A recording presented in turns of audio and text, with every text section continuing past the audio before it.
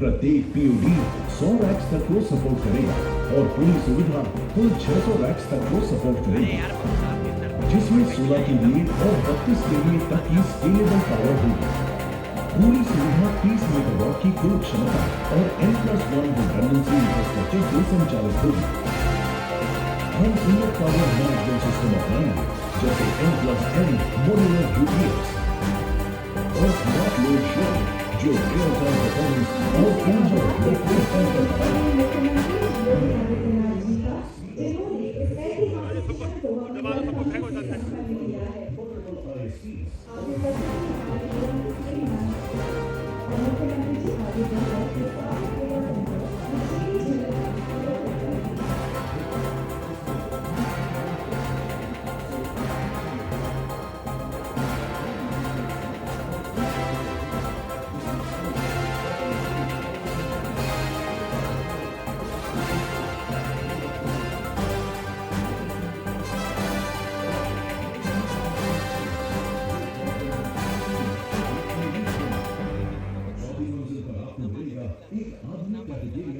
जहां टीम के सदस्य आराम से मिल सकेंगे, चर्चा कर सकेंगे और पुनः ऊर्जा प्राप्त कर सकेंगे।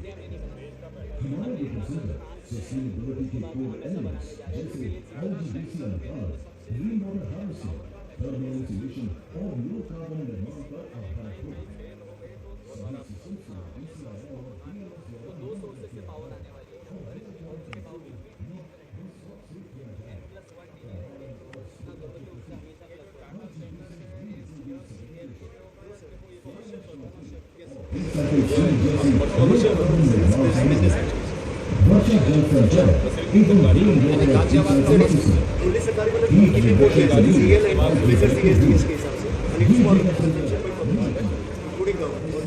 टेक्नोलॉजी के लिए डायरेक्ट लिक्विड कूलिंग के लिए बना हुआ ये पहला होगा। दिल्ली एनसीआर में पहला नहीं है, अभी लगा है गवर्नमेंट सेक्टर नहीं, इंडिया में नहीं। इस डेटा सेंटर के माध्यम से उत्तर प्रदेश में कई नए रोजगार के अवसर बनेंगे और बहुमुखी आईटी इंफ्रास्ट्रक्चर विकसित होगा और देश की डिजिटल ग्रोथ को एक नई दिशा मिलेगी। बहुत बहुत धन्यवाद सभी माननीय अतिथियों का और माननीय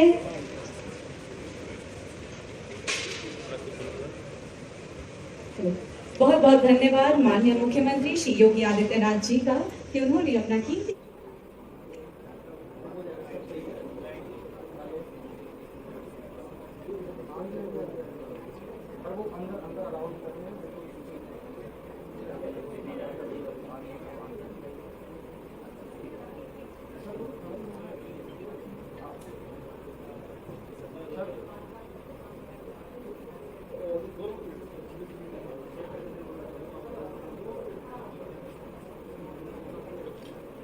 सर यहाँ सेंटर से आ जाइए सर प्लीज।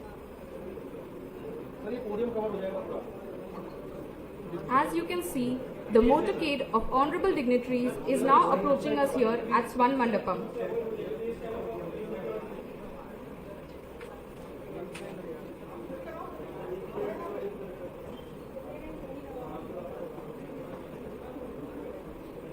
तो फिर पीछे आ जाइए, आप पीछे आ जाइए सर।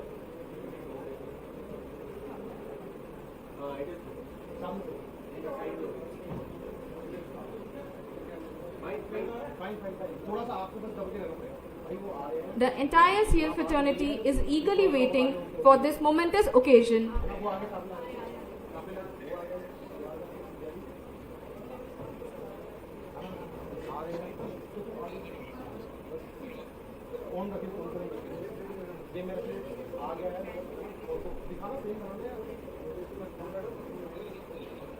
ऊपर जेल में रख ले भाई, ऊपर जेल में रख ले। आप फॉलो कर लियो, अकेले जा रहा है तेरा हो गया भाई।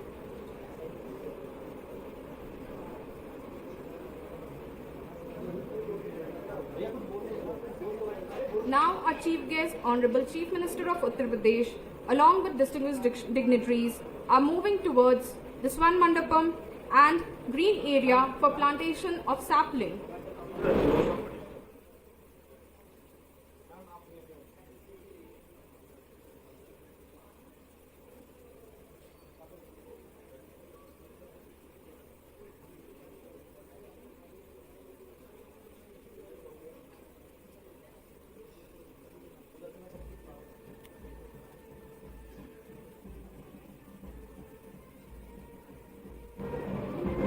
Our Honorable Chief Guest has arrived outside Swan Mandapam and are proceeding towards the green area.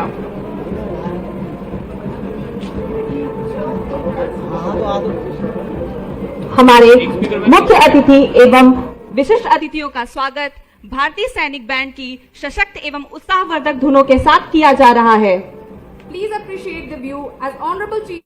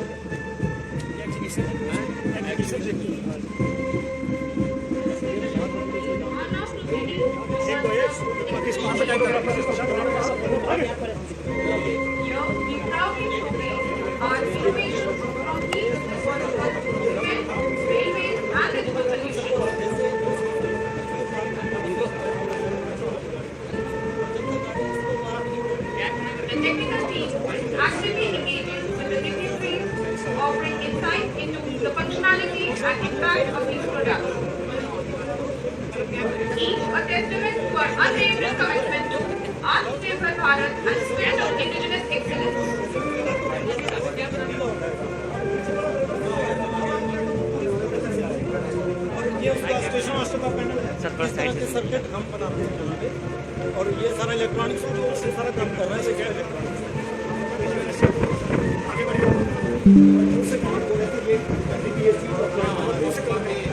Back side कैसे भी मारने से हमारे से मारेंगे और दूर से कलर करो गैप बनाओ।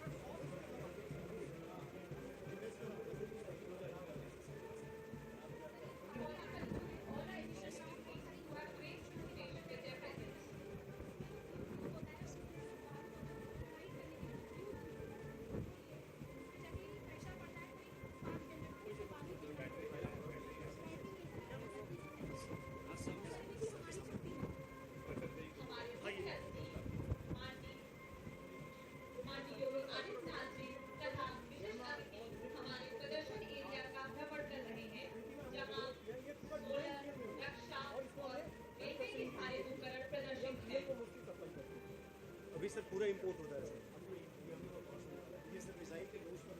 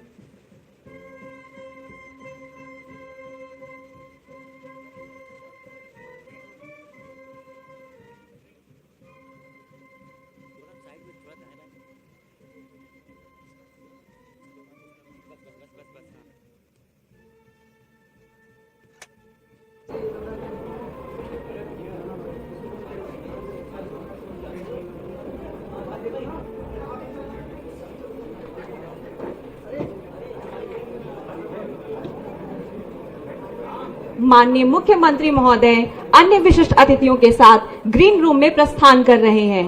कुछ ही क्षण में वो यहाँ हमारे सामने उपस्थित होंगे।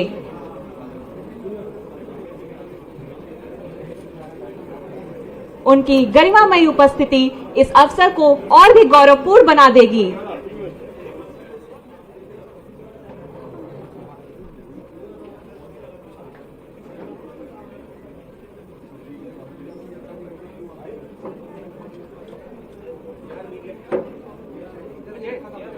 यार मीडिया को हटाना भाई, कुछ नहीं दिख रहा, इनको हटा दे यार, ये तो फालतू।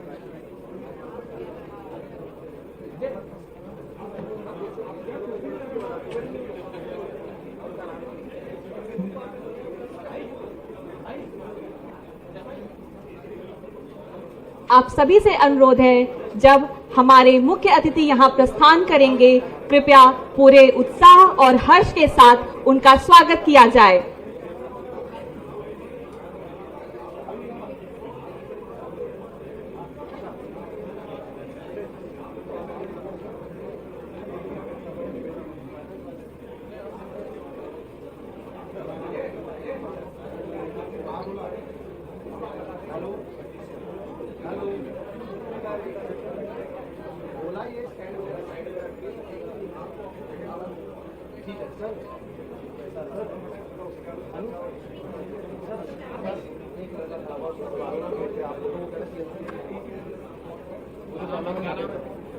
Pradeep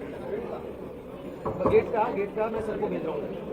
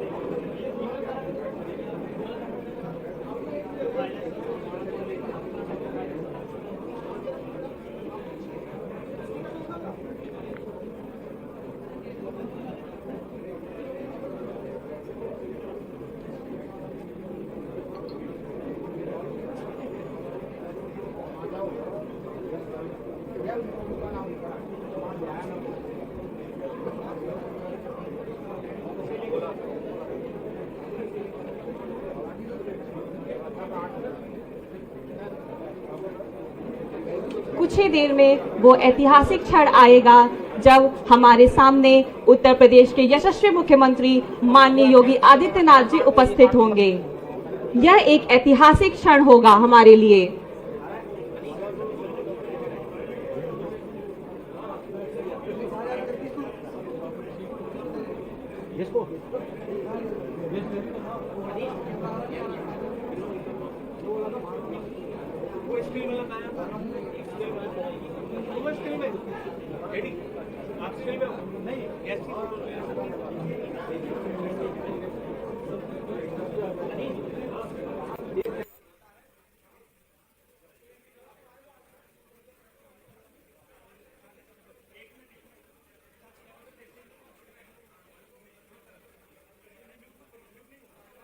hello check, hello check check, hello check, hello hello, ये म्यूट मत करिए, इसको ऑन रखिए।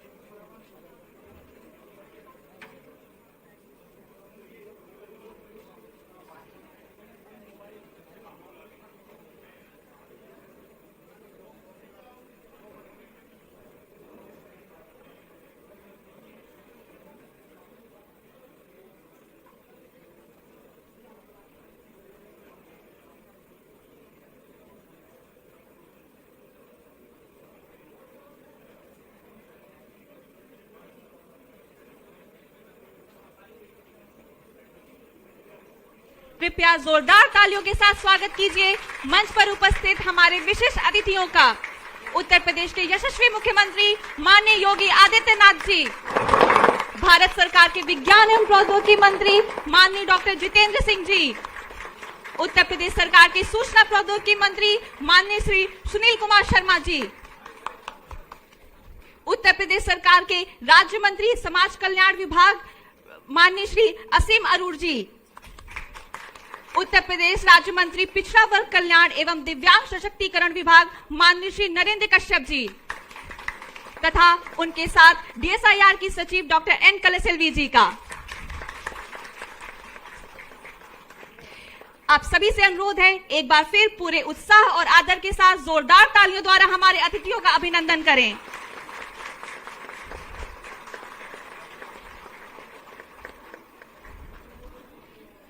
अब मैं सादर अनुरोध करती हूं डीएसआईआर की माननीय सचिव महोदया तथा सीएल के अध्यक्ष एवं प्रबंध निदेशक महोदय, कृपया उत्तर प्रदेश सरकार के यशस्वी मुख्यमंत्री माननीय योगी आदित्यनाथ जी का अभिनंदन करें।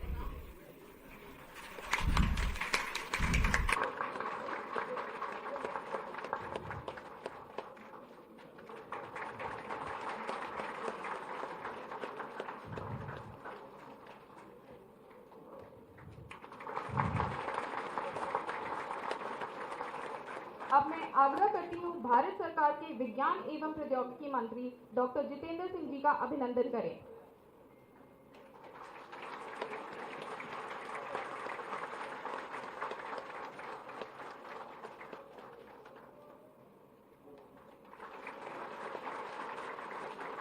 अब मैं सादर अनुरोध करती हूँ उत्तर प्रदेश सरकार के सूचना प्रौद्योगिकी मंत्री माननीय श्री सुनील कुमार शर्मा जी का अभिनंदन करें।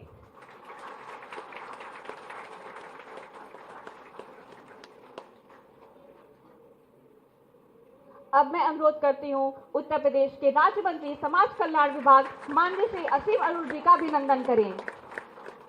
अब मैं अनुरोध करती हूँ उत्तर प्रदेश राज्य मंत्री पिछड़ा वर्ग कल्याण एवं दिव्यांग सशक्तिकरण विभाग माननीय श्री नरेंद्र कश्यप जी का अभिनंदन करें।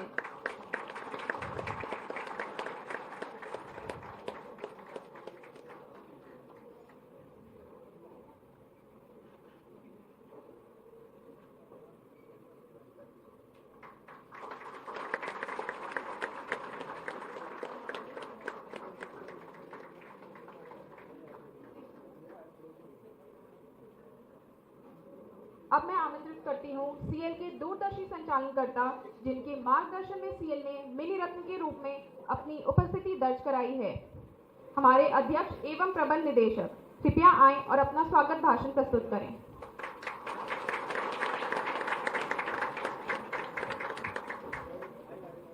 माननीय मुख्यमंत्री योगी आदित्यनाथ जी, माननीय science and technology minister Bharat सरकार डॉक्टर जितेंद्र सिंह जी, माननीय आईटी मंत्री उत्तर प्रदेश श्री सुनील शर्मा जी, अन्य मंत्रीगण उत्तर प्रदेश सरकार, सचिव डीएसआईआर, उपस्थित सभी विशिष्ट जन और मेरे प्यारे साथियों, सादर नमस्कार। आज हम केवल एक समारोह का समापन नहीं कर रहे, हम एक प्रेरणादायक संग्राम से स्वर्णिम उत्कर्ष की कहानी को आत्मसात कर रहे हैं। पिछले वर्ष हमारे स्वर्ण जयंती वर्ष का शुभारंभ माननीय उपराष्ट्रपति जी के कर कमलों से हुआ। वह दिन हमारे आत्मविश्वास की पुष्टि था और आज यह वर्ष संपन्न हो रहा है माननीय मुख्यमंत्री जी और माननीय मंत्री डॉक्टर जितेंद्र सिंह जी के उपस्थिति में, जो सीएल के प्रति स्नेह, समर्थन और सराहना के प्रतीक हैं। दूर तलक जाना है तो कारवां साथ चाहिए, सिर्फ कश्ती नहीं हौसलों की बात चाहिए। कभी सीएल को विनिवेश के कोने में खड़ा देखा जा रहा था और आज हम हैं 100 करोड़ लाभ, 74 करोड़ शुद्ध लाभ और 21 करोड़ लाभांश के साथ मिनी रत्ना कैटेगरी 1 पीएससी। मान्यवर, हमारी वित्तीय कहानी अब एक प्रेरणा है। हमने न केवल आंकड़े बदले हैं बल्कि विश्वास भी जीता है। हमारे फेस कंट्रोल मॉड्यूल्स भारत के गौरव आकाश मिसाइल को सटीक मार्गदर्शन करते हैं। हमारे radomes, rail signalling systems, solar plant और अब स्मार्ट बोर्ड निर्माण, हर पहलू में सीएल की मौजूदगी राष्ट्र निर्माण का एक अभिन्न हिस्सा बन चुकी है। हमारा अगला कदम पीपीपी मोड में green tier 3 data centre Messrs ESGS के साथ और 200 मेगावाट सोलर मॉड्यूल निर्माण संयंत्र मेसर्स मल्टी इंफ्रा के साथ सिर्फ तकनीकी विस्तार नहीं है, यह भारत की डिजिटल और ऊर्जा स्वतंत्रता का स्तंभ बनने की यात्रा है। सुनो वक्त, अब लिख दे हमारा नाम सुनहरे अक्षरों में, हम वो हैं जिन्होंने पतझड़ में भी बहार लिखी। मैं माननीय मुख्यमंत्री जी का कोटिशः धन्यवाद देता हूं, जिनके दूरदर्शी नेतृत्व ने उत्तर प्रदेश को नई ऊंचाइयों पर पहुंचाया है। उनका यहां आना सीएल के प्रति उनके आत्मीय जुड़ाव का प्रतीक है। माननीय डॉक्टर जितेंद्र सिंह जी जो निरंतर से हमारे साथ हैं, उन्होंने न केवल मिनी रत्ना की मान्यता दी बल्कि हमें नीतिगत समर्थन और नवाचार की राह भी दिखाई। मैं सचिव DSIR, DRDO, RCI, CSIR, Bharat electronics limited, railways, RDSO, DMRC, IRFC, UP SIDA और हमारे सभी बिजनेस पार्टनर्स और विशेष रूप से सीएल परिवार के हर एक व्यक्ति विशेष पास्ट एंड प्रेजेंट का आभार व्यक्त करता हूं। आप ही इस महायात्रा की असली ताकत हैं। अभिनंदन हर उस साथी का जिसने हर तूफान में सीएल को थामा, हर पत्थर को सीढ़ी बनाया।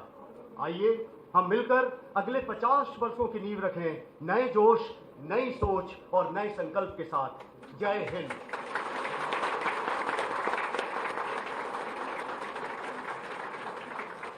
आपके मार्गदर्शन विचारों के लिए हम हृदय से आभार व्यक्त करते हैं। अब मैं आमंत्रित करती हूँ विज्ञान एवं औद्योगिक अनुसंधान विभाग की माननीय सचिव महोदया को, जिनके नेतृत्व और समर्थन से सीएल लगातार प्रगति की पथ पर अग्रसर है। मैम कृपया आकर अपने विचार प्रकट करें।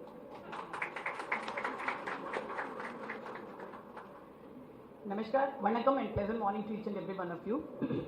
Most respected and Honorable Chief Minister of Uttar Pradesh, esteemed Minister of Science and Technology, Government of India and the Vice President of CSIR, respected Minister of Information Technology from the state of Uttar Pradesh and the galaxy of ministers decorating the stage of today's CEL's celebration of culmination of Golden Jubilee, and the real soldiers and warriors who really changed the history and changed the legacy from disinvestment to the level of Mini Ratna.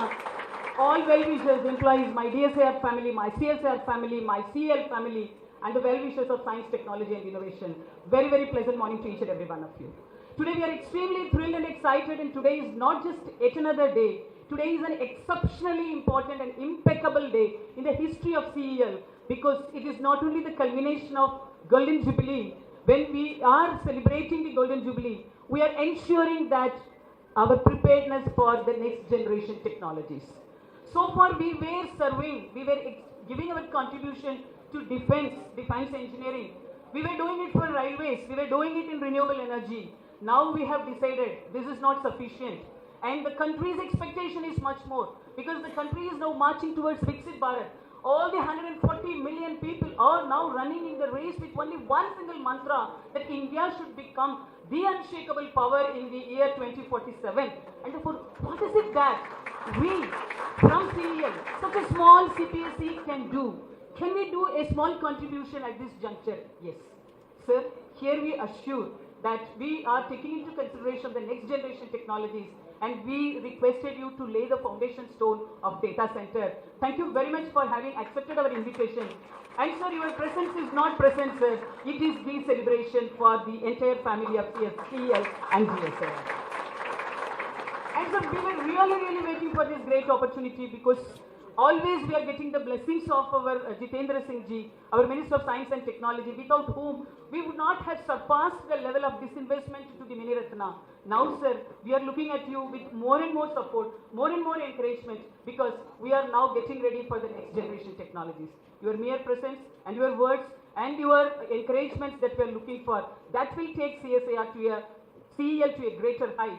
And sir, we are one family DSIR, wherein we have CEL as one CPSE, we have NRDC as another CPSE, and we have 37 CSIR labs, National Research Labs. And it is only your state, sir, which is bestowed with the maximum number of CSIR labs.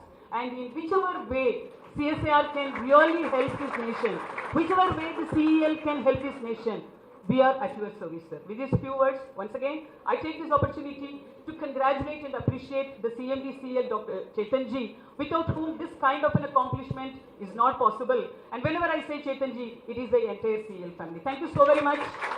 Thanks for this proud moment. Jai Hind, Jai Bharat. धन्यवाद ma'am, आपके विचारशील संबोधन ने हम सभी को दिशा और प्रेरणा प्रदान की है। हमें यह बताते हुए गर्व हो रहा है कि सीएल ही वह संस्था है जहां भारत की पहली सोलर सेल का निर्माण हुआ था और आज दशकों बाद सीएल एक बार फिर सोलर ऊर्जा के क्षेत्र में महत्वपूर्ण भूमिका निभाने हेतु एक नई छलांग लगाने जा रहा है, जहां पूर्व में स्थापित 20 मेगावाट उत्पादन क्षमता को 10 गुना बढ़ाकर 200 मेगावाट किया जा रहा है। यह एक पूर्ण स्वचालित उत्पादन प्लांट होगा। इसके लिए सीएल ने एक कार्यकारी संस्था मेसर्स मल्टी इंफ्रा से चयन के उपरांत अनुबंध किया है। इस प्लांट से निर्मित सोलर पैनल भारत सरकार के 450 गीगावाट सोलर क्षमता की लक्ष्य की दिशा में एक महत्वपूर्ण योगदान है। अब मैं सादर आमंत्रित करती हूँ सीएल की कार्यपालक निदेशक श्रीमती सरिता कौल जी को और मेसर्स मल्टी इंफ्रा के प्रबंध निदेशक श्री अनुज कुमार काजला जी को कि वे मंच पे पधारे और 200 मेगावाट सोलर मॉड्यूल निर्माण परियोजना हेतु इस ऐतिहासिक समझौते का आदान प्रदान औपचारिक रूप से करें।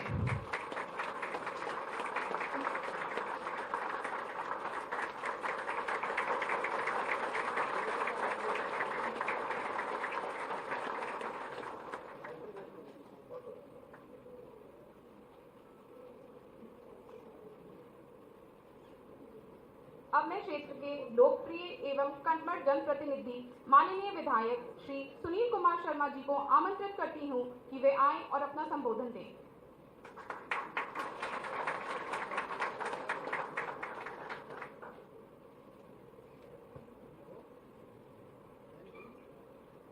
सीएल के स्वर्ण जयंती समारोह के समापन के अवसर पर और हिंदुस्तान का अपने तरह का पहला डाटा सेंटर का शिलान्यास किया है। इस अवसर पर हमारे परम श्रद्धेय मुख्यमंत्री, माननीय मुख्यमंत्री जी, जो आज उत्तर प्रदेश नहीं पूरे विश्व में जिनकी लोकप्रियता है, परम आदरणीय श्री योगी आदित्यनाथ जी,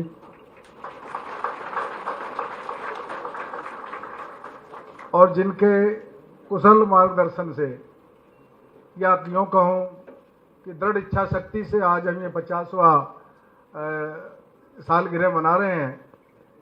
क्योंकि ये कंपनी सबको मालूम है कि विनिवेश में जा रही थी, लेकिन माननीय हमारे भारत सरकार के राज्य मंत्री स्वतंत्र प्रभार डॉक्टर जितेंद्र सिंह जी की दृढ़ इच्छा शक्ति और हमारे जैन साहब और यहाँ के सभी जो श्रमिक हैं, इनके मेहनत और प्रयास से आज ये अवसर प्राप्त हुआ है कि हम ये समारोह में सम्मिलित हो रहे हैं। अन्यथा विनिवेश की स्थिति में पहुंच गई थी। आदरणीय डॉक्टर जितेंद्र सिंह जी, उत्तर प्रदेश सरकार में समाज कल्याण राज्य मंत्री आदरणीय श्री असीम अरुण जी, पूर्व IPS, हमारी आदरणीय भारत सरकार में सचिव महोदय, आदरणीय हमारे राज्य मंत्री स्वतंत्र प्रभार आदरणीय श्री नरेंद्र कश्यप जी, जैन साहब, यहाँ के CMD, हमारे माननीय विधायकगण, हमारी महापौर बहन सुनीता दयाल जी, माननीय विधायक श्री संजीव शर्मा जी, माननीय विधायक श्री अजीत पाल जी, उपस्थित अधिकारीगण और सभी यहाँ के बहनों और भाइयों, मैं इस महान पर्व की आज बधाई दे रहा हूँ। मुझे बहुत ही प्रसन्नता हो रही है कि अवसर आज हमको मिला है और महाराज जी आपके आने से इन श्रमिकों का और यहाँ के इस प्रबंध तंत्र का जो आज हौसला वृद्धि हुई है, जो उत्साहवर्धन हुआ है, मैं निश्चित रूप से कह सकता हूँ कि इसके भविष्य में बहुत ही अच्छे परिणाम आएंगे और यह कंपनी बहुत आगे बढ़ करके काम करेगी।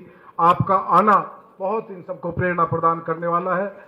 आपके मार्गदर्शन में आज उत्तर प्रदेश जो बीमारू प्रदेश था, 2017 से पहले जो गुंडों का, अपराधियों का, माफियाओं का जहाँ राज होता था और सबसे ज्यादा पीड़ित ये गाजियाबाद और साहिबाबाद क्षेत्र हुआ करता था कि आतंक के साए में लोग जीते थे। महाराज जी, कल मेरे पास एक चैनल के 2 व्यक्ति आए थे, एक बच्ची सी थी, वो जल्दी वो बन गई। मैंने उससे पूछा, बेटा क्या करते हो? कहने लगे अंकल हम नोएडा में रहते हैं। बातचीत में बोली, अंकल योगी जी का शासन आने के बाद हम महिलाएं बहुत सुरक्षित महसूस कर रही हैं। हमारे लिए इससे अच्छा शासन नहीं है। आज एक आम व्यक्ति से लेकर के, और मैंने कहा बेटा आप ही नहीं सुरक्षित महसूस कर रहे, उत्तर प्रदेश का हर नागरिक, हर वर्ग का व्यक्ति आज सुरक्षित है। और उस अच्छी कानूनी व्यवस्था के कारण आज उत्तर प्रदेश निवेशकों की पहली पसंद बन गया। तमाम इन्वेस्टर्स आज उत्तर प्रदेश में आपके जो अथक प्रयास हैं, आपका जो मार्गदर्शन है, आपके जो निर्णय हैं और आपने जो पॉलिसीज बनाई हैं, उनके कारण आज इन्वेस्टर उत्तर प्रदेश में आ रहा है। मेरी कई बार इनसे जैन साहब से मीटिंग हुई, मैं इनसे कहता रहता हूँ कि आप करिएगा। और उत्तर प्रदेश सरकार माननीय योगी जी बिल्कुल खजाना खोल के बैठे हैं कि आओ उत्तर प्रदेश में उद्योग लगाइएगा, काम करिएगा, लोगों को रोजगार दीजिएगा और देश के राष्ट्र के विकास में जो माननीय मोदी जी का सपना है 2047 में आत्मनिर्भर भारत, विकसित भारत का, उसको साकार करने के लिए माननीय योगी जी $1 ट्रिलियन इकोनॉमी की तरफ उत्तर प्रदेश को लेकर के बढ़ चुके हैं और बहुत जल्दी उस लक्ष्य को हासिल करने वाले हैं। उत्तर प्रदेश में UP electronics manufacturing policy, Uttar Pradesh में डाटा सेंटर पॉलिसी, और आपने जो सेमीकंडक्टर पॉलिसी माननीय मुख्यमंत्री जी आपने जारी की है, वह हिंदुस्तान में जितने भी राज्य हैं उनमें सबसे अधिक इंसेंटिव देने वाली आपकी पॉलिसी है, जिस कारण से अभी नोएडा में फॉक्सकॉन और HCL के द्वारा लगाया जा रहा है सेमीकंडक्टर का प्लांट। और माननीय मुख्यमंत्री जी का हम सबको यह आदेश है कि ये जो विकास है ये केवल महानगरों तक सीमित नहीं रखना, इसको Tier 2 और Tier 3 शहरों तक ले जाना। आज आपके मार्गदर्शन में आज उत्तर प्रदेश स्टार्टअप का हब बन गया। 15,000 स्टार्टअप रजिस्टर्ड हैं, जिसमें से 7,000 महिलाओं के द्वारा संचालित, और कुछ ऐसे हैं जो रजिस्टर्ड नहीं है, काम कर रहे हैं। उत्तर प्रदेश को इस तरफ ले जाने का और उत्तर प्रदेश से उत्तम प्रदेश बनाने का आपने जो मार्ग दिखाया है, और जो उसमें आज का यह आपका यहाँ आना और सब लोगों का उत्साहवर्धन करना बहुत सबके लिए प्रेरणादायी होगा। मैं इस अवसर पर आपका एक यह क्षेत्र का विधायक होने के नाते आपका बहुत बहुत अभिनंदन करता हूं, स्वागत करता हूं और बधाई देना चाहता हूं सभी सेंट्रल इलेक्ट्रॉनिक्स लिमिटेड के कर्मचारियों को, अधिकारियों को, प्रबंध तंत्र को और माननीय मंत्री जी को कि ये 50वीं सालगिरह का कार्यक्रम आज समापन हुआ है। मैं इसके उद्घाटन में भी माननीय मुख्यमंत्री जी के आदेश पर जब उपराष्ट्रपति महोदय आए थे तब आया था। बहुत अच्छा कार्यक्रम आपका रहा है और यह संस्थान निरंतर आगे बढ़े, ज़्यादा से ज़्यादा लोगों को रोजगार मिले, मेरा यही शुभकामना है। बहुत बहुत धन्यवाद, नमस्कार, जय हिंद, जय भारत। धन्यवाद सर आपके विचारों और सीएल के विकास एवं उन्नति के प्रति निरंतर समर्थन के लिए। अब वह गौरवपूर्ण क्षण आ गया है जब सीएल की असाधारण वित्तीय प्रगति का प्रतीक लाभांश का चेक भारत सरकार को प्रदान करने की प्रक्रिया की जाए। सीएल ने इस वर्ष 100 करोड़ का प्रॉफिट बिफोर टैक्स और 74 करोड़ का प्रॉफिट आफ्टर टैक्स अर्जित किया है।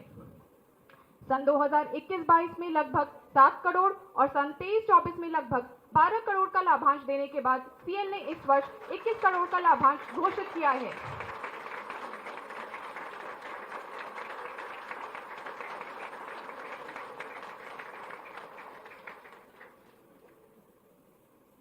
अब मैं आमंत्रित करती हूँ भारत सरकार के विज्ञान एवं प्रौद्योगिकी मंत्री, जिनकी दूरदृष्टि और सतत समर्थन ने नवाचार एवं तकनीकी विकास को एक नई गति प्रदान की है, माननीय मंत्री महोदय डॉक्टर जितेंद्र सिंह जी कृपया अपने प्रेरणादायी विचारों से हम सभी को संबोधित करें।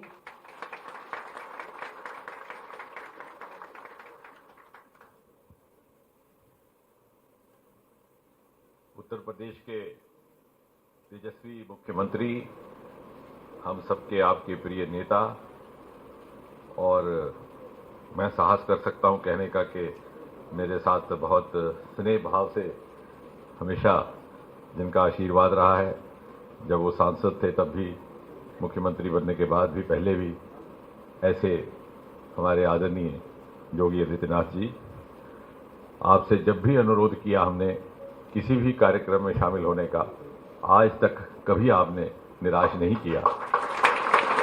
और इसलिए व्यक्तिगत तौर पर न केवल आभार प्रकट करना है, बल्कि मुझे एक गर्व का भी अनुभव होता है कि मेरे हर निवेदन को आपने स्वीकार किया।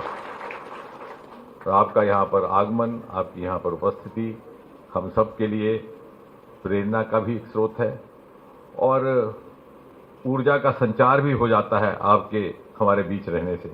और इसलिए माननीय जी, जब कभी भी हम आपको यहाँ आमंत्रित करके आपसे समय मांगते हैं तो सच्चाई तो यह है कि उसमें हमारा अपना स्वार्थ रहता है। और फिर कार्यक्रम उत्तर प्रदेश की धरती में ना हो और आप ना हो तो मुझे लगता है कि उससे अनहोनी बात और कोई हो भी नहीं सकती।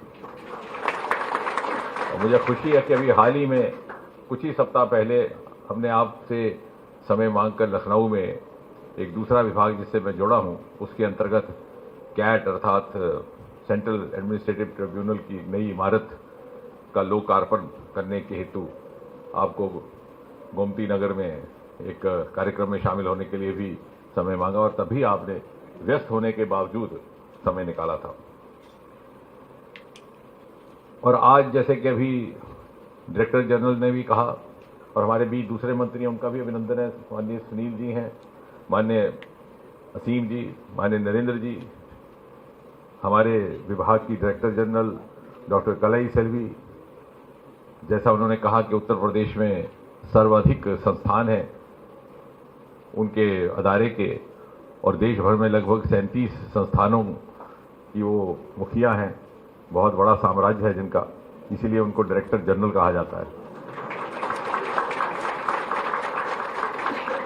और साथ ही साथ यहाँ के हमारे मुखिया और इस कार्यक्रम के आयोजक चेतन जी। अब ये अगर संस्थान इतनी इसकी सब कहानी सुना रहे थे कि ये बच गया और हकीकत तो यह है कि चेतन जी ने बड़े भावुक होकर बड़ी शायराना अंदाज में इसकी कथा सुनाई, लेकिन थोड़ा बहुत श्रेय हम सबको भी जाता है कि इनको नीलामी के बाजार में बिकने से हमने बचा लिया।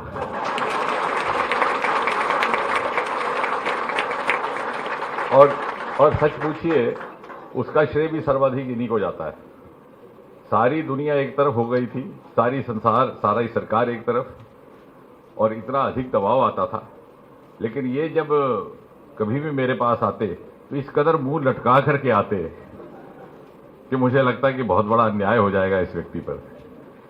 और कहने का तात्पर्य कि मात्र एक ही व्यक्ति थे इस पूरी व्यवस्था में जो सदा ये आग्रह करते कि इसे बचा लिया जाए।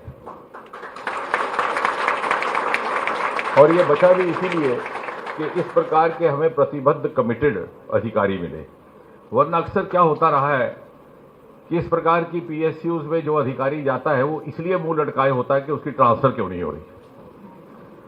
वो सेक्रेटरीट के चक्कर लगाता है, मुख्यमंत्री के कार्यालय के मुझे यहां से निकालिए, किसी और विभाग में लाइए, और उसे लगता है कि मुझे शायद बतौर सजा यहां पे रखा गया है। लेकिन आप देख सकते हैं कि जब मन लगाकर के किसी काम को अपने जिम्मे लिया जाए तो क्या अद्भुत परिणाम होते हैं। और एक बार तो लगभग इसकी बोली भी लग गई थी, 2-3 पार्टियां भी आ गई, लेकिन हमें एक बहाना मिल गया कि उसमें कुछ एक पार्टियों ने 2-3 जगह अपनी अर्जी भरी हुई थी, तो उसी बहाने हमने चेतन जी को कहा कि अब इसको आगे डालते हैं। लेकिन असल में हकीकत यह है कि ये जो संस्थान है इसकी अपना एक इतिहास है और बहुत सारे लोगों को इसका एहसास नहीं होता। अभी जैसे हमारी एंकर कह रही थी कि सोलर सेल 1977 में बना, बहुत सारे कम लोगों को इस बात की तरफ ध्यान होगा कि 1977 में जब भारत का सबसे पहला सोलर सेल बना तो किसी को यह गुमान ना था, समझ नहीं थी कि सोलर एनर्जी होती क्या है। और ये बात मैं पूरी जिम्मेवारी के साथ कह सकता हूं, ना उसका कॉन्सेप्ट था ना उसकी समझ थी। और मैं उस दिन कह रहा था कि अगर आप पिछली अखबारें भी देखेंगे तो कहीं भी अखबार में इसकी खबर ना छपी होगी। 1977 की एक ही खबर छपती थी, जनता पार्टी की सरकार बन गई, इंदिरा जी की सरकार हट गई, फिर मोरारजी जी की सरकार आई, फिर आपस में लड़ाई झगड़ा शुरू हो गया। सारा साल अगर आप आर्काइव में देखें तो समाचार पत्रों में है, यानी उतनी जागरूकता का वो दौर नहीं था विज्ञान के प्रति, नवाचार के प्रति। और उस समय इस संस्थान में इतनी दूरंदेशी से सोलर सेल इजाद हुआ था। और इसलिए ये जो 50 वर्षों का मुकम्मल होने का आज हम समारोह कर रहे हैं, और जैसे कि चेतन जी ने कहा कि पिछले वर्ष इन्हें मिनी रत्ना की उपाधि भी दी गई और आज ये डिविडेंड्स भी देने हैं। और ये संभव इसलिए हुआ क्योंकि ये अगर सक्सेस स्टोरी है तो ये मॉडल स्टोरी भी है कि हमने अपने आप को बांध के नहीं रखा। जब ये मुलतवी हो गया, जब ये स्थगित हो गया बोली का सिलसिला, और मेरे पास एक बहाना भी आ गया, मैंने इनसे कहा कि चुनाव आ रहा है तो हम कहेंगे चुनाव के लिए हमने छोड़ दिया, तब तक हम कुछ कर लेंगे। तो मैंने इनसे कहा कि एक ही रास्ता है, आप सरकार पर निर्भर ना करिए। अब लगता अजीब है सरकार का हिस्सा होते हुए मैं ये कह रहा हूं कि मेरे ऊपर निर्भर मत करो, क्योंकि अब साइलोज में काम करने का वक्त वो दौर चला गया। जब तक आप प्राइवेट सेक्टर को पूरी तरह से अपने साथ शामिल नहीं करेंगे, आप आगे नहीं बढ़ सकते। और ये विकसित भारत का स्वप्न पूरा करना है, उसके लिए भी वही फार्मूला, वही विकल्प है। और अभी कल ही मैं परसों मुंबई में एक शिक्षा संस्थान में था, तो मैंने कहा वो एक समय था जब प्राइवेट सेक्टर और पब्लिक सेक्टर के बीच में आपस में बहुत सारी दूरियां भी थी, शक व शुबा भी था। अब प्राइवेट सेक्टर वाले समझते थे कि ये जो पब्लिक सेक्टर के अधिकारी हैं तो सारे रिश्वतखोर हैं, जब तक हाथ गर्म ना करो बात नहीं करेंगे। और पब्लिक सेक्टर वाला सोचता था कि ये तो सारे कालाबाजारी हैं। तो मैंने उन छात्रों को उदाहरण दिया, मैंने कहा जब आप बस में बैठते हो तो आपको ये मालूम होता है क्या कि बगल वाली सीट में कौन बैठा है, शैतान बैठा है कि साधु बैठा है? लेकिन एकदम जब बस रुक जाती है तो ड्राइवर कहता है कि भाई साहब अब केवल मैं ड्राइवर की सीट पर बैठूंगा, आप उतर के धक्का लगाइए। तो तब आपके साथ जो सबसे दुष्ट व्यक्ति होता है उसको भी बोलते हैं जरा धक्का लगा, क्योंकि तब आपको होता है कि अपने पड़ाव अपने डेस्टिनेशन पर पहुंचना है। और यदि आपने उस डेस्टिनेशन पर पहुंचना है तो आपको ये आपस की दूरियां समाप्त करके इंटेग्रेटेड फैशन से चलना होगा। और ये जो कामयाबी हासिल हुई है वो भी इसी वजह से हुई।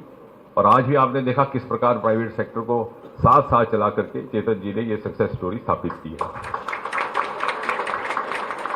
बहुत समय नहीं लेना क्योंकि हम सब माननीय जी का संबोधन सुनने को उत्सुक थे।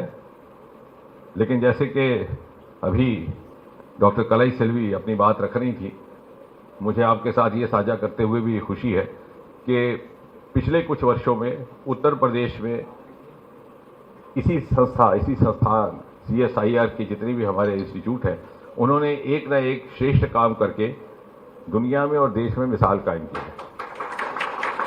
अब ये और बात है कि जो मेन स्ट्रीम मीडिया उसमें हमारी खबर कम आती है। उसमें ये खबर आएगी कि मुझे किसी ने गाली दी तो मुझे पूछने आएगा कैसा लगा, मैं कहूँगा बहुत अच्छा लगा, एक और गाली खाने को दिल करता है, तो खबर बन जाएगी। लेकिन माननीय जी, हमारा जो लखनऊ का लेबॉरेटरी है NBRI national botanical research institute, उसने जेनेटिक माध्यम से 108 पत्ती का कमल का फूल बनाया। जब मुझे वहां पता चला तो मैं स्वयं गया अपनी जिज्ञासा के लिए भी। तो मैंने डायरेक्टर साहब से कहा कि ये इसको कोई चर्चा नहीं करेगा, ना इसका कोई महत्व समझेगा, आप गेट के ऊपर एक सेल्फी पॉइंट बनाइए इसको लेकर के। तो उन्होंने बनाया। तो आते जाते कॉलेज के छात्रों ने वहां तस्वीरें खींचनी शुरू की। तो इत्तफाकन क्या हुआ कि कहीं ना कहीं वो करोड़पति अमिताभ बच्चन की टीम भी वहां से गुजरी। तो वो उनके एक शो में वो सवाल बन गया कि 108 पत्ती का एक फूल तैयार किया है लखनऊ के एक इंस्टीट्यूट में, उसके लिए आप बधाई और मुबारकबाद के हकदार है माननीय जी। पहली बार किसी वैज्ञानिक संस्थान का जिक्र करोड़ रुपए के सवाल से हो रहा है, वो आपकी बदौलत। तो उसने महिला को पूछा कि वो गेंदे का फूल है कि गुलाब का है कि वो मोती का है, वो जैसे वो नाटकमय ढंग से कहते। तो फिर वो सोचती रही, बाद में उसने कहा कि नहीं मुझे लगता है ये कमल ही थी। तो उसने कहा आपने कहाँ पढ़ा? अखबार में। बोलती नहीं अखबार तो मैं आजकल कौन पढ़ता है, कोई नहीं पढ़ता। तो बोलती आज आपने टीवी देखा? तो नहीं टीवी शीवी भी आजकल बंद ही हो गए हैं। तो फिर आपको कहीं ना कहीं से तो सोर्स मिला। बोले साहब मुझे लगता है कि मैं तो सिर्फ सोशल मीडिया और रीलें देखती हूँ, तो वहीं से होगा। तो हमें एक और बात समझ आई और मैंने कलाई सेल्वी जी से कही कि हम सोशल मीडिया को अपने को मजबूत करें। ये देखिए ये सेल्फी जो है ये सोशल मीडिया के माध्यम से अमिताभ बच्चन के कार्यक्रम में पहुंची, और अमिताभ बच्चन के कार्यक्रम में आने के बाद फिर समाचार पत्रों ने, यानी समाचार पत्र के पास पहुंचने का भी रास्ता सोशल मीडिया ही है। तो ये हमें सबक भी लखनऊ से सीखने को मिला। इसी प्रकार अयोध्या के मंदिर निर्माण के लिए आपका नाम इतिहास में दर्ज हो गया, लेकिन इसी मंत्रालय के 2 संस्थानों ने उसमें अपना एक विनम्र सा योगदान किया है। हमारा डॉक्टर कलाई सेल्वी का ही संस्थान है पालमपुर में, इंस्टीट्यूट ऑफ हिमालयन टेक्नोलॉजी, वहाँ से वो ट्यूलिप के फूल उपलब्ध करवाए गए थे जो वहाँ पूजा के काम आए। और चूंकि मीडिया को इसमें ज़्यादा दिलचस्पी नहीं, तो मैंने मीडिया वालों को पूछा कि कभी आपके जहन में ये ख्याल नहीं आया कि जनवरी के महीने में ट्यूलिप कहाँ से आया? ट्यूलिप तो मई जून में हुआ करता है कश्मीर की वादियों में। तो वो भी आधुनिक टेक्नोलॉजी से डेवलप किया गया। और इसी प्रकार हमारा एक और संस्थान है जो इसी मंत्रालय से संबंधित है, इंस्टीट्यूट ऑफ एस्ट्रोफिजिक्स बेंगलुरु। तो जो रामलला के माथे पर जो सूरज की वो रोशनी थी, जिसे हम सनलाइट बीम कहते हैं वैज्ञानिक भाषा में, सूर्य तिलक जो था, उसका वैज्ञानिक व्यवस्था उस संस्थान के द्वारा हुई है। तो मुझे कहते हुए खुशी है कि माननीय जी की अध्यक्षता में 2 बड़े काम हुए अभी हाल ही में, एक अयोध्या का, दूसरा कुंभ का।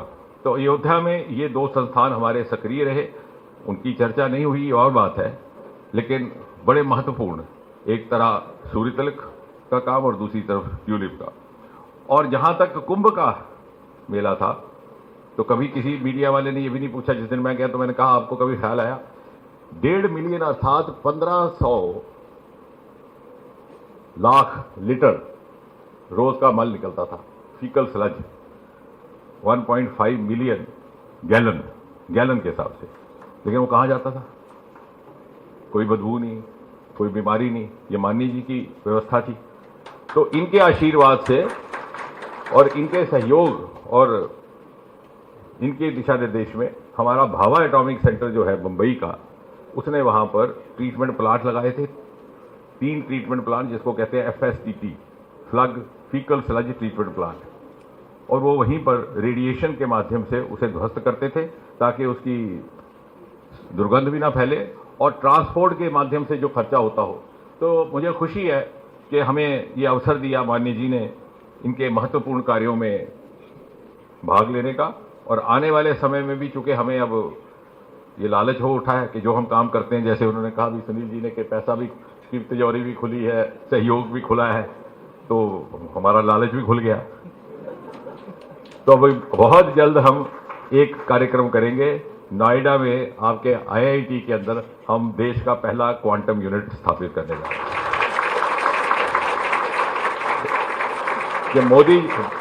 मोदी जी के नेतृत्व में एक बहुत बड़ा काम यह हुआ कि नेशनल क्वांटम मिशन, और हम विश्व के 3-4 देशों में से एक हैं जो इसमें आए हैं। वो जमाना जाता रहा जब हम 10-15 बरस के बाद किसी क्षेत्र में दाखिल हुआ करते थे या अपनी शुरुआत करते थे। जैसे टेलीविजन अमेरिका में 1960 में देखा जाता था, हमारे यहाँ 1970-75 में आया, जब तक वो रंगीन टेलीविजन पे चले गए थे।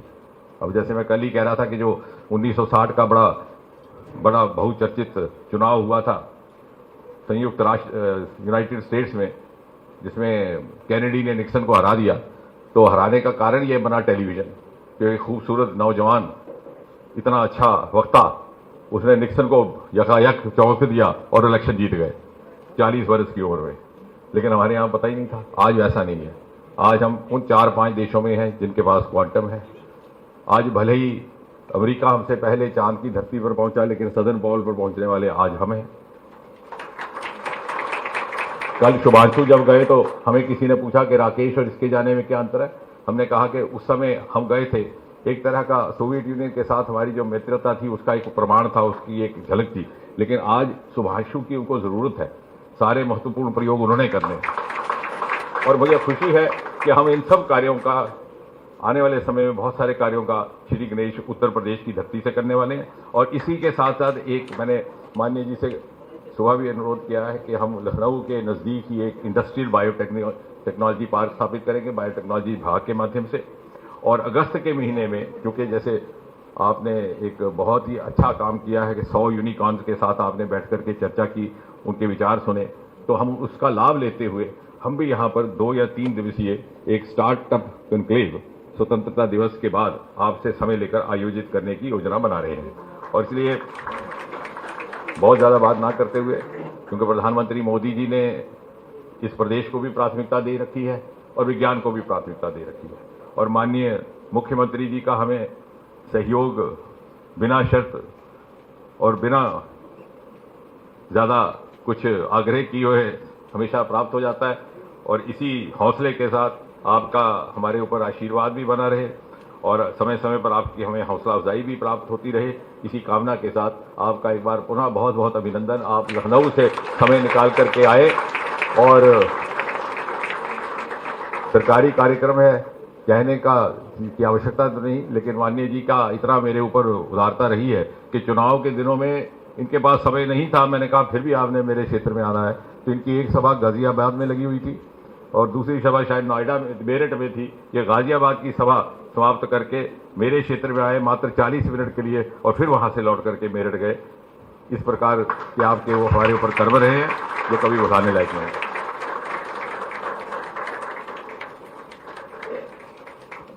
हार्दिक धन्यवाद सर, आपकी दृष्टिकोण से भरे मार्गदर्शन और पूरे सीएल परिवार के लिए प्रोत्साहन भरे शब्दों के लिए। वह व्यक्तित्व जिनके नेतृत्व में विकास, सुशासन और राष्ट्र निर्माण को नई दिशा मिली है, जिनकी दूरदृष्टि ने उत्तर प्रदेश को गतिशील, प्रगतिशील और सशक्त राज्य के रूप में स्थापित किया है। राजनीति को सेवा और राष्ट्र धर्म का माध्यम मानने वाले उत्तर प्रदेश के विकास के लिए पूर्णतः समर्पित, कर्मयोगी और विराट व्यक्तित्व के धनी, जिनका जीवन परिचय स्वयं में प्रेरणा का स्रोत है। मैं सादर अनुरोध करती हूं उत्तर प्रदेश के यशस्वी मुख्यमंत्री माननीय योगी आदित्यनाथ जी कृपया सभा को अपना अमूल्य मार्गदर्शन प्रदान करें।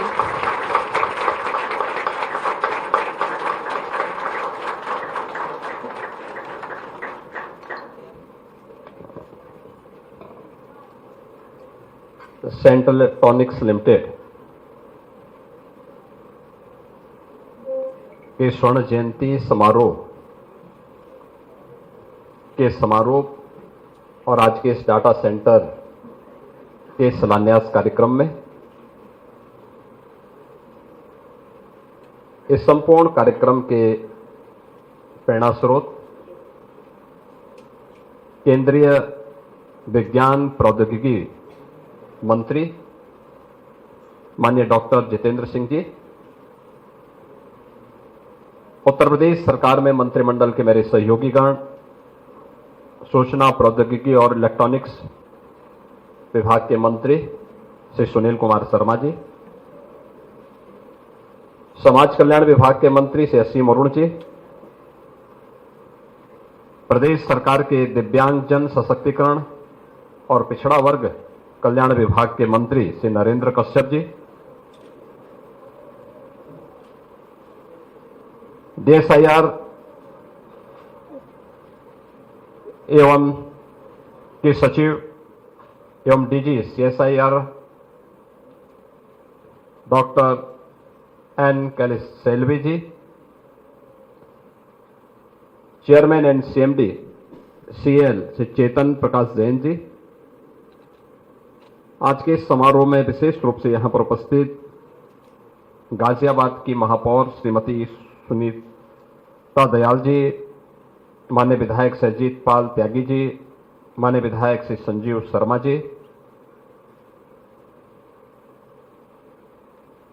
CL के सभी अधिकारीगण और उपस्थित बहनों और भाइयों, 50 वर्ष की शानदार यात्रा के उपरांत अब अमृत काल की ओर अग्रसर CL को मैं 50 वर्ष की इस यात्रा के लिए बधाई देता हूं, आगे के लिए अपनी शुभकामनाएं भी देता हूं।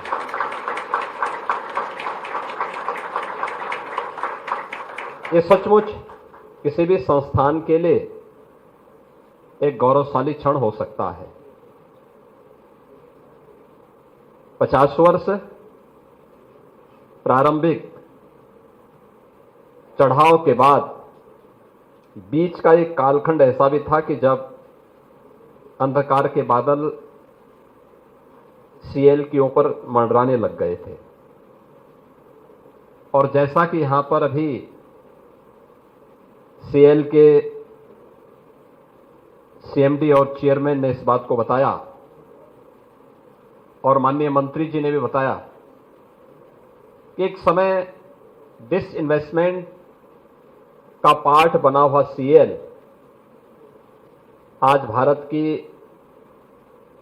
मिनी रत्न कंपनी के रूप में अपना नाम दर्ज कर रही है और प्रॉफिट का, अपना लाभांश का चेक भी आज माननीय मंत्री जी को सौंपा है। ये सचमुच एक सक्सेस स्टोरी है और ये वो स्टोरी है जो आदरणीय प्रधानमंत्री मोदी जी के 2047 में विकसित भारत के सपने को, उन संकल्पों को साकार करने की दिशा में एक मिनी रत्न कंपनी के रूप में सीएल अपनी भूमिका का निर्वहन करने के लिए तत्पर दिखाई दे रहा है।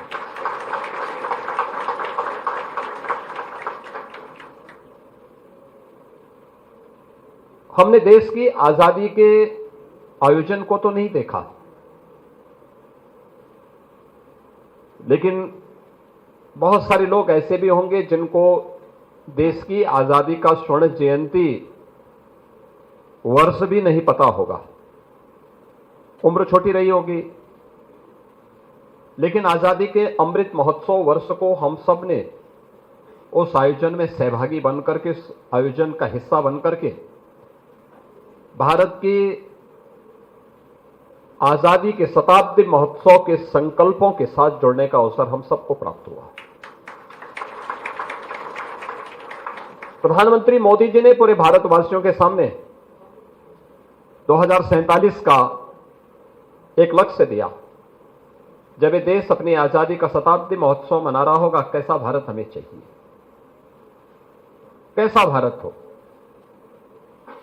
वह भारत लाचार भारत न हो, वह भारत दुनिया के सामने अभाव से ग्रस्त भारत न हो, वह भारत आत्मनिर्भर भारत हो, विकसित भारत हो, और विकसित भारत की राह जाती है इस प्रकार की मिनी रत्न और रत्न संस्थाओं के माध्यम से, जो सीएल ने अपनी एक सक्सेस स्टोरी के माध्यम से पिछले 10-11 वर्ष के अंदर इस इन्वेस्टमेंट को धता बताते हुए, उसको नकारते हुए आज अपने आप को एक लाभांश कंपनी के रूप में प्रस्तुत किया है। आप याद करिए 1974 में स्थापना के बाद रिन्यूएबल एनर्जी के लिए यहां पे फोटो सेल की स्थापना करनी है। देश के अंदर पहला काम इस संस्था ने इस दिशा में कदम उठाते हुए किया था और आज देश का पहला ऐसा डाटा सेंटर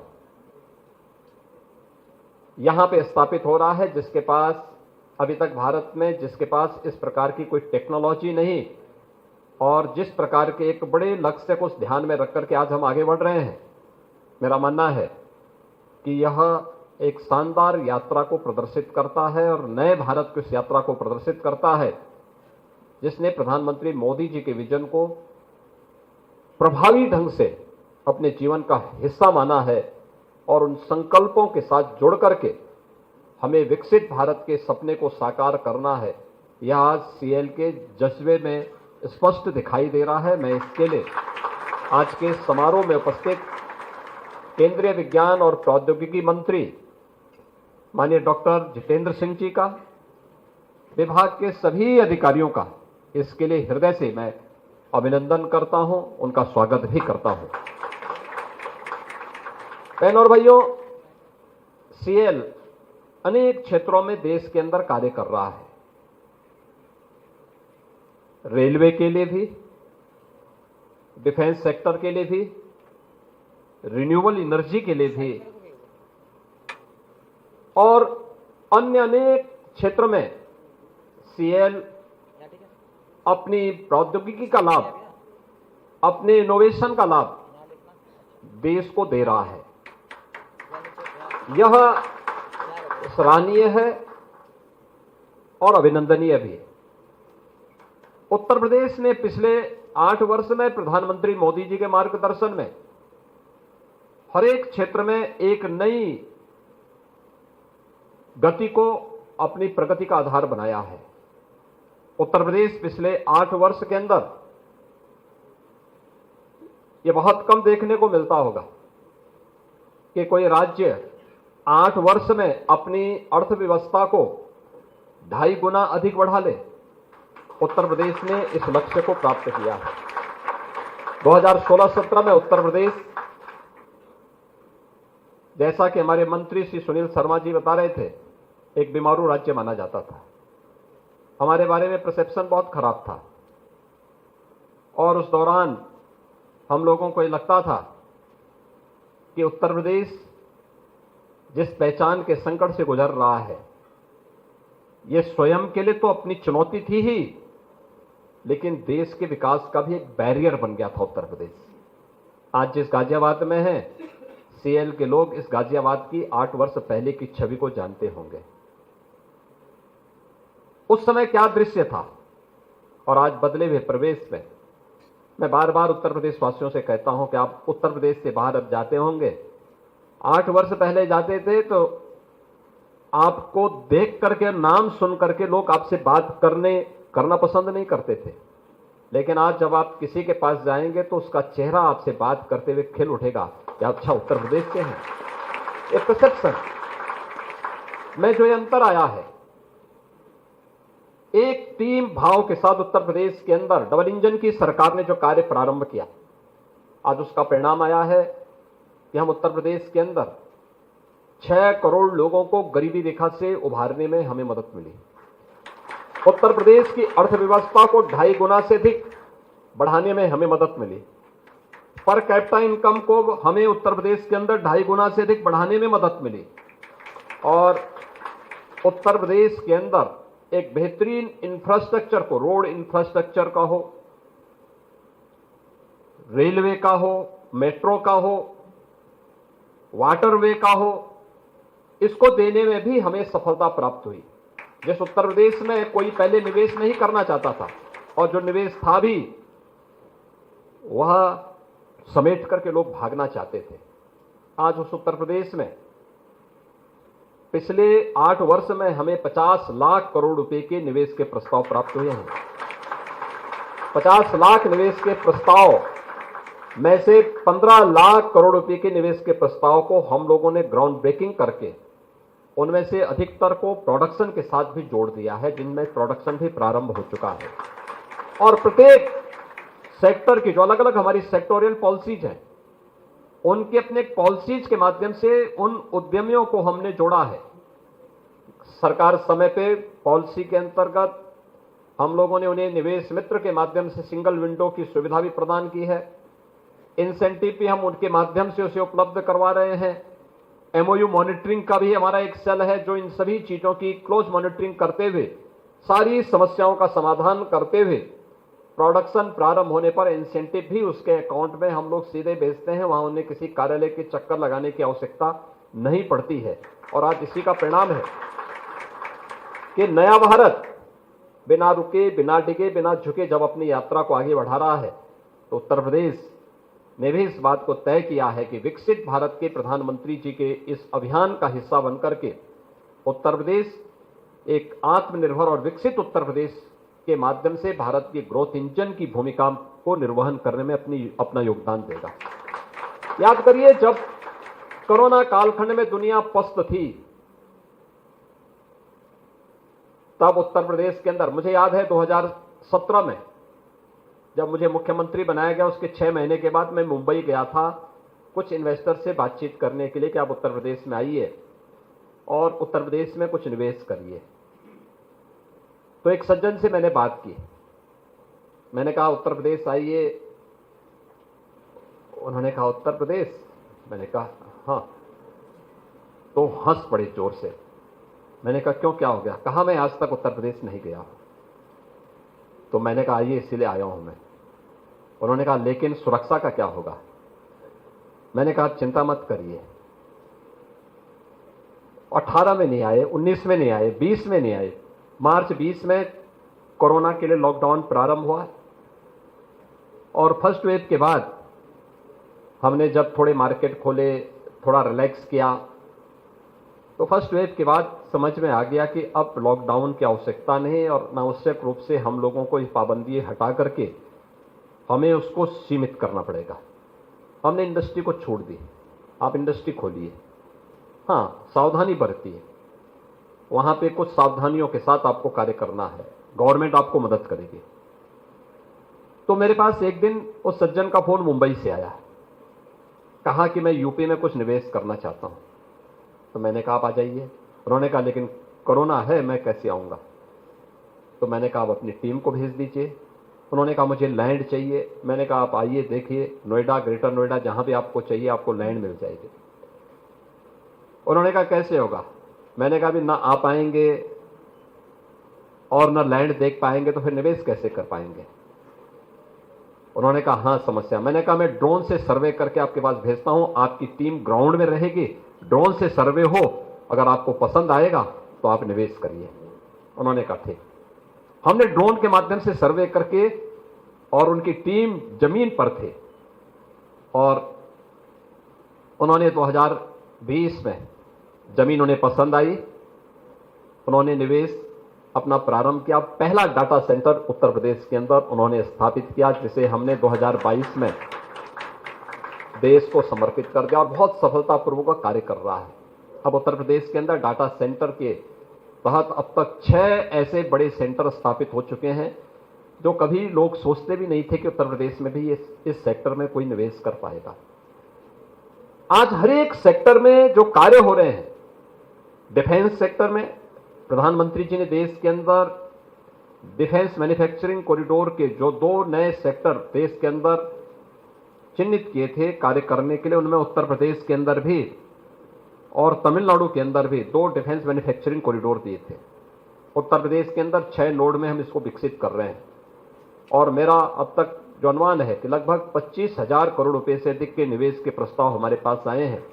और इसमें लखनऊ का जो नोड है, मुझे बताते हुए प्रसन्नता है कि लखनऊ का नोड जिसके माध्यम से हम ब्रह्मोस मिसाइल वहां पर उसका प्रोडक्शन भी प्रारंभ कर दिए हैं, और उसको हम लोगों ने वहां पर, मुझे बताते हुए प्रसन्नता है कि जो ब्रह्मोस मिसाइल से जुड़े हुए हमारे बहुत सारे ऐसे इक्विपमेंट होते हैं जो डिफेंस इंडस्ट्रियल कॉरिडोर के माध्यम से हम लोगों ने यहां पर कार्य किया है, उसमें बहुत सारे ऐसे चीजें हैं जो हम लोगों को सीएल जैसे संस्थानों से प्राप्त होते हैं, जिसमें खासतौर पर जो मिसाइल कार्यक्रम के रेनडाम्स हैं, उनके जो संवेदनशील रडार की सुरक्षा और उनकी स्पीड को नियंत्रित करने के लिए जो भी सिस्टम है, वह चाहे जो आपको माइक्रोवेव फेराइड्स ब्रह्मोस मिसाइल का रडार, इलेक्ट्रॉनिक वारफेयर और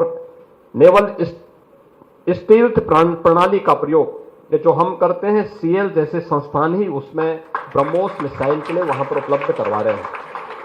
और अभी हाल ही में ऑपरेशन सिंदूर के दौरान आकाश मिसाइल और ब्रह्मोस मिसाइल का सफलतापूर्वक परीक्षण पाकिस्तान पर करके हम लोगों ने देखा भी है। मुझे लगता है ये दोनों मिसाइल जिसके बारे में हम कह सकते हैं कि पाकिस्तान में टेस्टेड हैं और दुनिया के लिए ट्रस्टेड बन चुके हैं, ये हमारी उस स्ट्रेंथ को बताता है जो देश की रक्षा आवश्यकताओं की पूर्ति करने में एक बड़ी भूमिका का निर्वहन कर रहा है। उन सभी बातों को लेकर के अन्य तमाम सेक्टर में भी जो कार्य सीएल के द्वारा प्रारंभ किए गए हैं, मुझे लगता है कि वह खासतौर पर आज का समय हम इस लक्ष्य की तरफ बढ़ रहे हैं। प्रधानमंत्री जी ने भी तय किया है 2070 तक हमें नेट जीरो के लक्ष्य को प्राप्त करना है। नेट जीरो के लक्ष्य को प्राप्त करने के लिए अगर आप देखेंगे, दुनिया के तमाम विकसित देशों ने अपने आप थर्मल पावर के प्रोडक्शन को बैन किया है, कंट्रोल किया है। उन्होंने रिन्यूएबल एनर्जी को या ग्रीन एनर्जी की तरफ ये लोग गए हैं। हाइड्रोजन एनर्जी उसमें हो सकती है, उसमें एटॉमिक एनर्जी हो सकती है। ये बहुत सारी चीजें हैं जिसमें उन लोगों ने कदम बढ़ाए हैं। भारत के अंदर इलेक्ट्रॉनिक्स यानी यह क्षेत्र हमारे पास ऐसा है जिसमें रिन्यूएबल एनर्जी के सेक्टर में हम लोगों को एक अच्छा कार्य करना होगा। और मुझे लगता है कि भारत की उन अग्रणी संस्थाओं में सीएल है, जिन्होंने सोलर फोटोवोल्टिक मॉड्यूल स्थापित किया है, उसको बनाने में सफलता प्राप्त की है। और इसका उपयोग हम लोगों ने कई जगह पर किया है, खासतौर पर उन जगहों पर जो हमारे ट्राइबल एरिया थे, जहां पर हम लोग सामान्य लाइन पहुंचाने में मदद थी, बीच उसमें मदद नहीं हो पा रही थी, जंगलों के बीच में था, फॉरेस्ट के क्लियरेंस लेने में दिक्कतें हो रही थी, एनजीटी के तमाम उसमें पहले से ही एनजीटी के द्वारा तमाम प्रतिबंध लगाए गए थे। उन स्थितियों में हम लोगों ने वहां पर सोलर पैनल के माध्यम से ही उन लोगों को बिजली के कनेक्शन और वहां पे इलेक्ट्रिफिकेशन के लक्ष्य को प्राप्त करने में हमने वहां पर सफलता प्राप्त की है।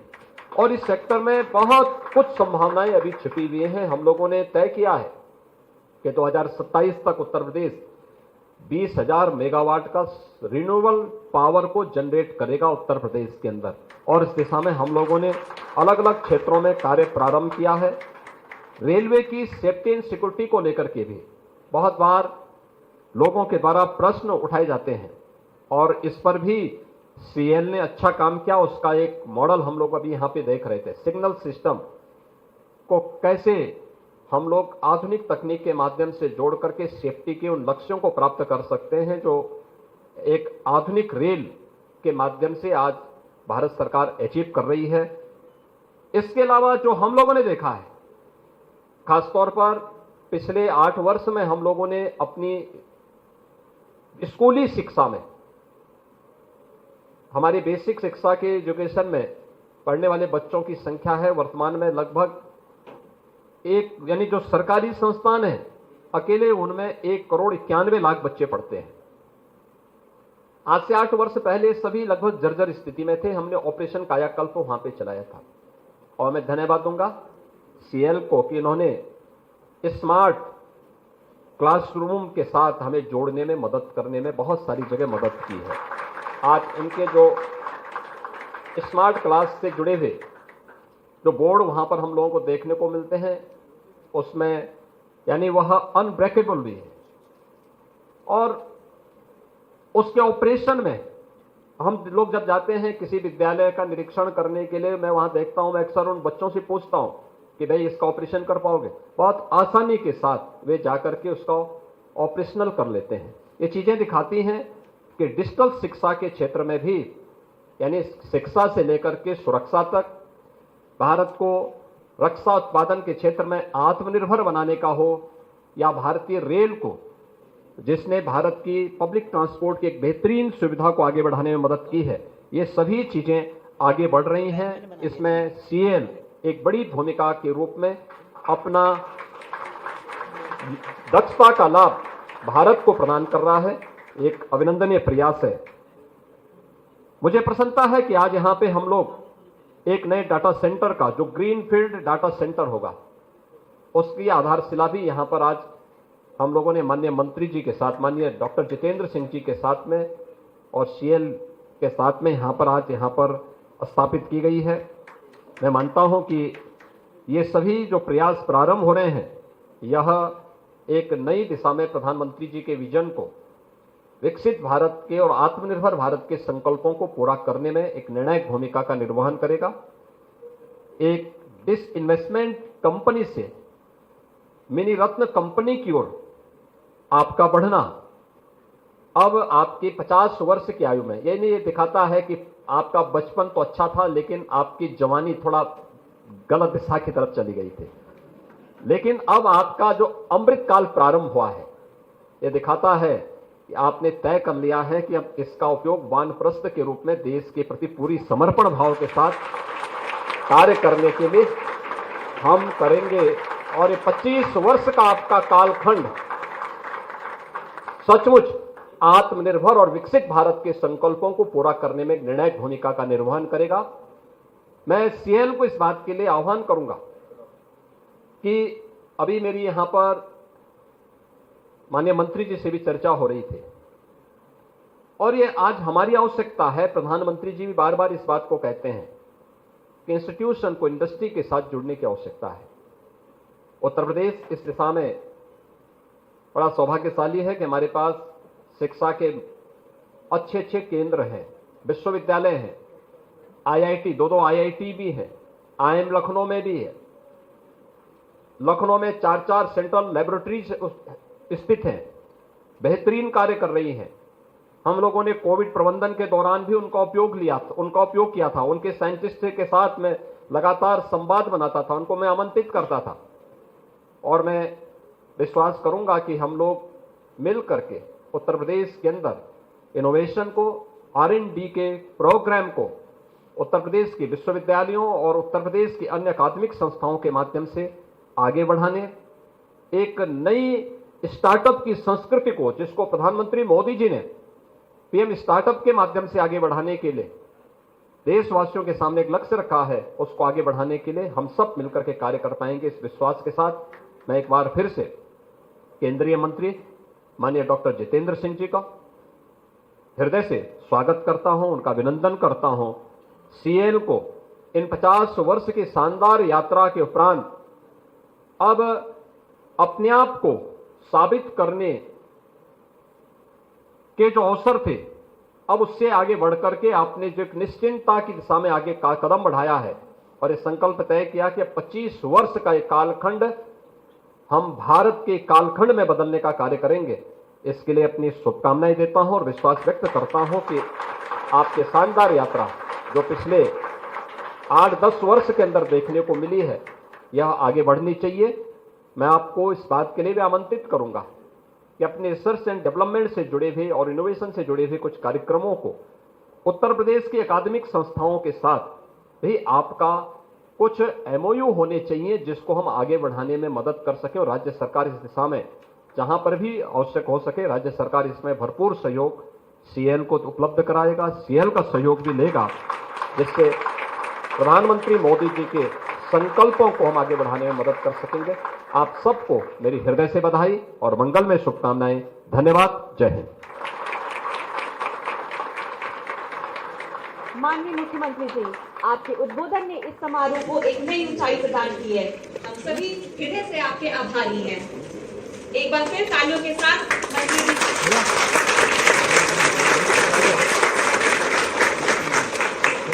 कृपया सभी लोग राष्ट्रीय गान के लिए खड़े हो जाएं।